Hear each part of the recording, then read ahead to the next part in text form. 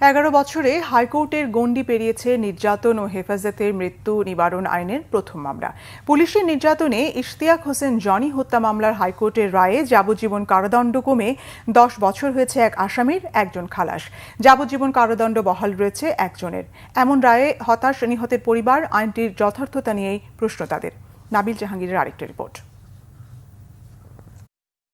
2014 সালের 8 ফেব্রুয়ারি পল্লবীতে এক গায়ে হলুদের অনুষ্ঠানে পুলিশের সোর্স সুমনের সাথে বাগবিতণ্ডা।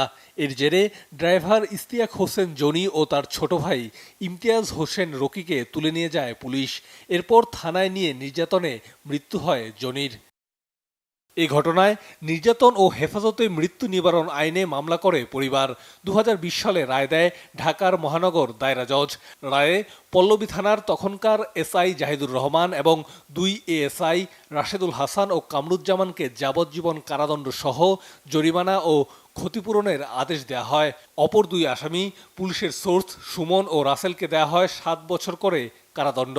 রায়ের বিরুদ্ধে আপিল করেন জাহিদুর, রাশিদুল ও রাসেল। সোমবার বিচারপতি এস.এম. কুদ্দুস-জামান ও বিচারপতি এ.কে.এম. রবিউল হাসানের বেঞ্চে আপিলের রায় ঘোষণা হয়।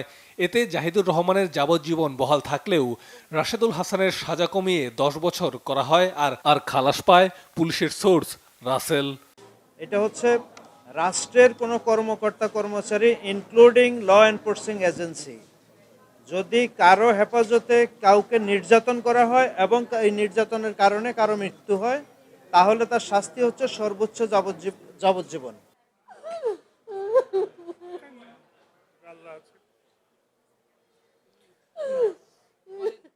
এমন রায়ে হতাশ নিহত জনির পরিবার ও আইনজীবীরা।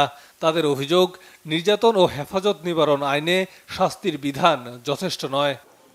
আমার ছেলে তো গেছে, আমি ছেলেকে তো পাবো না, আর আমাদের জীবনটা শেষ। আমাদের জীবন অর্ধেক হয়ে গেছে। আমরা যে আইনটা 2013-তে পাস করেছে একবারে ভুয়া আইন। এটা আইনটার মধ্যে অনেক কিছু যেগুলো নেই।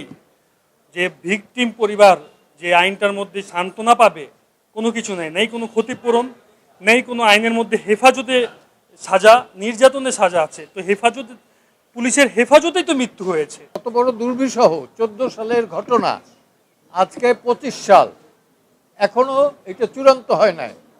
হাইকোর্ট পর্যন্ত চূড়ান্ত হয়েছে।